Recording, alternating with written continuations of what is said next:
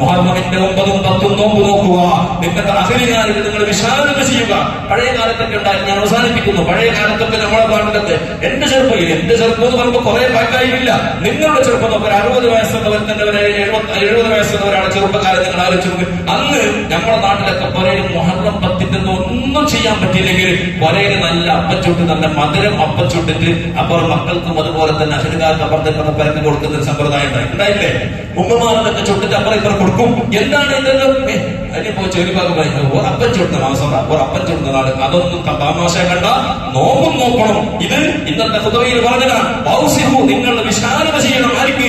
നിങ്ങളുടെ അഹലുകാർക്ക് വിശാലത ചെയ്യണം എന്ന് പറഞ്ഞാൽ അന്നത്തെ ദിവസം നല്ല ഫുഡൊക്കെ ഉണ്ടാക്കി നല്ല ബറക്കത്തിന് വേണ്ടി. അത് കാരണം ആ ദിവസം ഒരാൾ ബറക്കത്ത് നല്ല ഫുഡൊക്കെ എപ്പോഴും കൺഫ്യൂസാക്കണ്ട.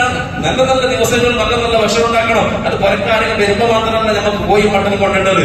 നമ്മളെ പുരയിൽ നല്ല ദിവസം. അതുകൊണ്ട് മഹന്മാർ പഴയ കാലത്തൊക്കെ ഉസ്താദുമാരെ പുരയിലൊക്കെ വലിയ വലിയ ഉസ്താദ്, എന്റെ ഉസ്താദിനെ പഠിപ്പിച്ച ഉസ്താദിന്റെ കഥ ഓർമ്മ വരുന്നു. എല്ലാ വെള്ളിയാഴ്ചയും ആ വീട്ടിൽ നല്ല ഭക്ഷണമാണ്. മട്ടൻ കറിയും ഇതൊക്കെ ഉണ്ടാവും. ഭാര്യമാർക്ക് അതൊക്കെ വിശാല ചെയ്ത ഉസ്താദ് പറയും, അന്ന് പൈസ ഉണ്ടോ ഇല്ല എങ്ങനെയെങ്കിലും അഡ്ജസ്റ്റ് ആക്കി അന്നൊരു നല്ല ഭക്ഷണം കൊടുക്കണം. കാരണം വെള്ളിയാഴ്ച ഒരാൾ വിശാലത ചെയ്താൽ നല്ല ഭക്ഷണം ഉണ്ടാക്കിയാൽ ആഴ്ച മുഴുവനും അടുത്ത വെള്ളിയാഴ്ച വരെ അവർക്ക് വിശാലത ചെയ്യാനുള്ള തൗഫീഖ് ഉണ്ടാവും. അതുപോലെ മുഹറമിന്റെ 10ാമത്തെ ദിവസം, 9ഉം 10ന്റെ ദിവസം നല്ല ഭക്ഷണങ്ങളൊക്കെ ഉണ്ടാക്കി നല്ല കുടുംബത്തിന് തന്നെ വളർത്തിയാൽ, പാവങ്ങൾക്കൊക്കെ വിതരണം ചെയ്താൽ ആ കൊല്ലം മുഴുവനും ഒരു വർദ്ധത്തുണ്ടാവും. അന്നും ഉണ്ടാക്കണ്ട, ഒരു കണക്കാക്കി 3 മത്തി. ഇപ്പൊ അങ്ങനെ മത്തി എന്ന് പറയുമ്പോൾ മത്തിക്ക് ഭയങ്കര ഇപ്പൊ എണ്ണീട്ട് മരയിൽ എത്ര ആളുണ്ട് നോക്ക്. നാളെ എണ്ണീട്ട് അന്ന് മത്തി കൊണ്ടുണ്ട.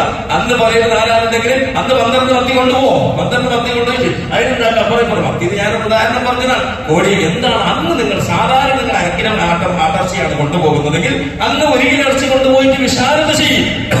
മക്കളോട് പറയും, എന്ത് വേണം തരുന്നോളി, ഇന്ന് എന്റെ മക്കൾക്ക് വേണമെങ്കിൽ മക്കൾക്ക് ഏറ്റവും നല്ല സന്തോഷമുള്ള സമയം നല്ല അവർക്ക് നല്ല ഫുഡ് കിട്ടുമല്ലേ. അതൊക്കെ വിശാലത ചെയ്താൽ ആ കൊല്ലം മുഴുവനും ഒരു വർദ്ധത്തുണ്ടാവുന്നതാണ്. അതെല്ലാം ചെയ്യണം. അതൊക്കെ ദീനിന്റെ ശിആറാണ്, മഹാന്മാർ പഠിപ്പിച്ചിരുന്നതാണ്. ആ ദിവസങ്ങളൊക്കെ ബഹുമാനിക്കണം. അതുപോലെ ഒരുപാട് മഹത്വം പറയേണ്ട, ഞാൻ പറയുന്നതിലേക്ക് കിടക്കുന്നില്ല.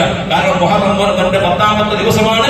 ആകാശത്ത് നിന്ന് ആദ്യമായി റഹ്മത്ത് ഇറങ്ങിയത് ഭൂമിയിലേക്ക് മുഹറം 10ലാണ്. അതുപോലെ തന്നെ ആദ്യമായി മഴ ഭൂമിയിലേക്ക് ഇറങ്ങിയത് മുഹറം 10ലാണെന്നാണ് ചരിത്രം പറയുന്നത്. ഹദീസിൽ പഠിപ്പിക്കുന്നത് എങ്ങനെയാണ്? ഭൂമിയിലേക്ക് ഫസ്റ്റത്തെ മഴ വന്നതപ്പോ ആ മുഹറം 10ലാണ്. അപ്പൊ എത്ര പേര് വർദ്ധത്തുള്ള മാസമായിരിക്കും, ദിവസമായിരിക്കും അത്. കാരണം മഴയില്ലെങ്കിൽ മനുഷ്യൻ ജീവിക്കാൻ കഴിയുമോ? വെള്ളമില്ലെങ്കിലും. അങ്ങനെ ആദം നബി അലൈഹി സ്വലാത്തു വസ്സലാമിന്റെ തൗബ സ്വീകരിച്ചത് മുഹറം 10ലാണ്. നൂഹ് നബി അലൈഹി സ്വലാമിനെ രക്ഷപ്പെടുത്തിയത് മുഹറം 10ലാണ്. ബഹുമാനപ്പെട്ട ഇദ്രീസ് നബി അലൈഹി സ്വലാമിനെ രക്ഷപ്പെടുത്തിയത് മുഹറം 10ലാണ്. ഈസാ നബി അലൈഹി സ്വലാം ജനിച്ചത് മുഹറം 10ലാണ്. ഈസാ നബി അലൈഹി സ്വലാമിനെ ആകാശത്തിലേക്ക് അല്ലാഹു കൊണ്ടുപോയത് മുഹറം 10ലാണ്. ഇങ്ങനെ പ്രവാചകന്മാർക്ക് മുഴുവനും രക്ഷയുടെ കവാടങ്ങൾ തുറന്ന ഒരു വിശുദ്ധമായ മാസത്തിലാണ് നാം ഉള്ളത്.